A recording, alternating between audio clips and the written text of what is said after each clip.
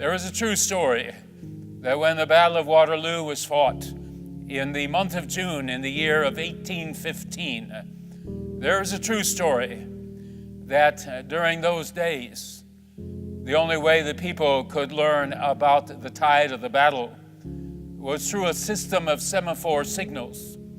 And one of those signals was on the tower of the great church, Winchester Cathedral. Late in the day, it flashed a message. The message was Wellington, their general, defeated. Just those two words, Wellington defeated. And at that precise moment, one of those sudden English clouds of fog covered the signal on the top of Winchester Cathedral.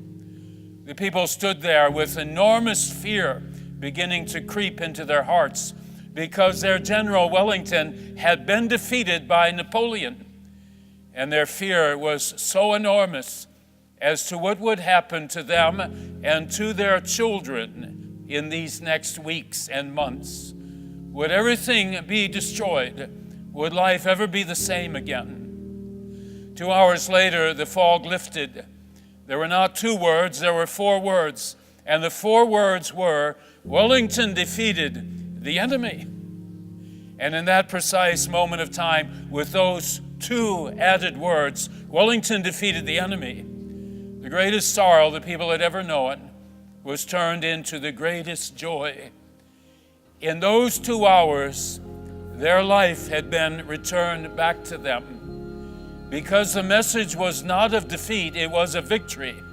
The message was not of death, it was of life. That's how it was on that first Good Friday.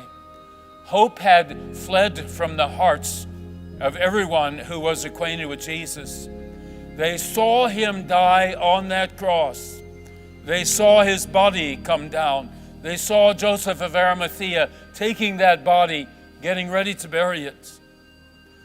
The people saw one message and one message only. Jesus, our friend, is dead. The Virgin Mary, Jesus, my son, is dead. The disciples, Jesus, my teacher, is dead. His enemies, the scribes and Pharisees, Jesus, the troublemaker, is dead and gone. The Roman soldiers, Jesus, the one who's caused us so much trouble, he is gone. We can get back to our normal lives.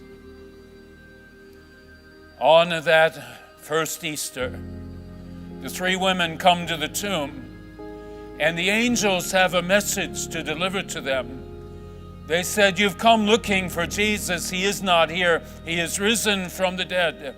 Come see the place where he lay. And in that one moment of time, the greatest sorrow this earth would ever know was turned into the greatest joy that this world will ever know. Death had been defeated.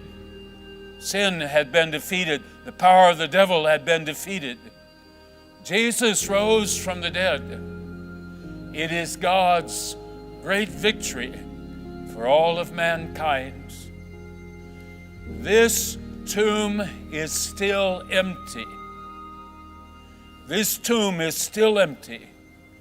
I know that my Redeemer lives. May it be words that are not just sung on Easter Sunday, but may they be words that affect the entirety of our life.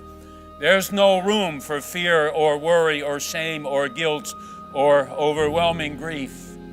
I know that my Redeemer lives and that his power is available to every one of his children on this earth. Jesus is not here.